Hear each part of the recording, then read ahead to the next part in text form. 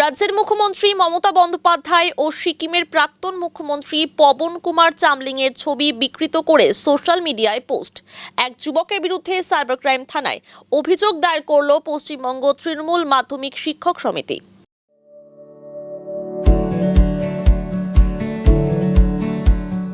Pampered, not just a hospital, but a mother. অভিযোগ, রাজ্যের মুখ্যমন্ত্রীর ছবির অপব্যবহার করে তাকে অসম্মান করা হয়েছে। বিশাল মঙ্গল নামে এক যুবক সোশ্যাল মিডিয়া পেজে পোস্ট করে। ঘটনার পরই যুবকের শাস্তির দাবি জানিয়ে মঙ্গলবার শিলিগুড়ি থানার সাইবার ক্রাইম থানায় অভিযোগ দায়ের করে পশ্চিমবঙ্গ তৃণমূল মাধ্যমিক শিক্ষক সমিতি শিলিগুড়ির সাংগঠনিক জেলা সদস্যরা। আমরা কালকে রাত্রেবেলা একটা ভিডিও, এআই জেনারেটেড ভিডিও আমরা দেখতে পাই। সেখানে কিছুদিন আগে নবান্ন মিস্টার চামলিং গিয়ে আমাদের অনারেবল সিএমের সাথে মিট করেছিলেন। সেটাকে নিয়ে একটা ভালগার এআই জেনারেটেড ভিডিও তৈরি করে নামচি নিবাসী বিশাল মাঙ্গর বলে একজন কেউ তার ফেসবুক প্রোফাইলে সেটা পোস্ট করেছে।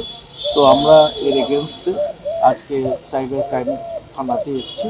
আমরা এই একটা কমপ্লেন লঞ্চ করাতে, এফআইআর লঞ্চ করাতে, যাতে এই ধরনের নোংরামি কেউ করার সাহস না পায়। সে সিকিমের হলেও, যেহেতু এটা সোশ্যাল মিডিয়াতে আসছে, এটা বিভিন্ন জায়গায় মানুষে দেখছে। আমি তো কালকে রাত্রেবেলা এটা পেলাম মোবাইলে।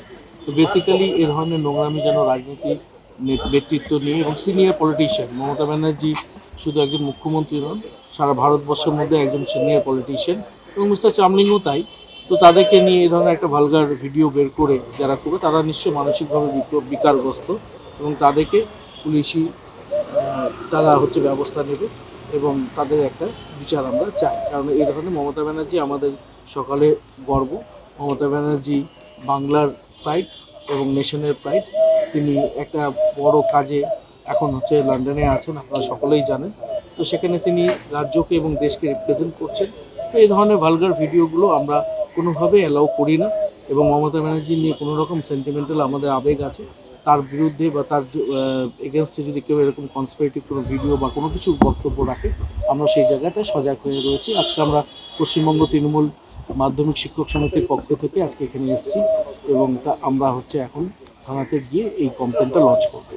অবশ্যই একটা স্ট্রিক্ট অ্যাকশন, এবং সেটাকে যে দোষী ব্যক্তি তার শাস্তি চায়, এবং এই ধরনের দৃষ্টান্তমূলক যদি শাস্তি আমরা দিতে পারি, তাহলে এই ধরনের কুরুচিকরপূর্ণ ভিডিওগুলো বা মন্তব্য আমরা আমাদের সোশ্যাল মিডিয়াগুলোতে দেখতে পাবো না।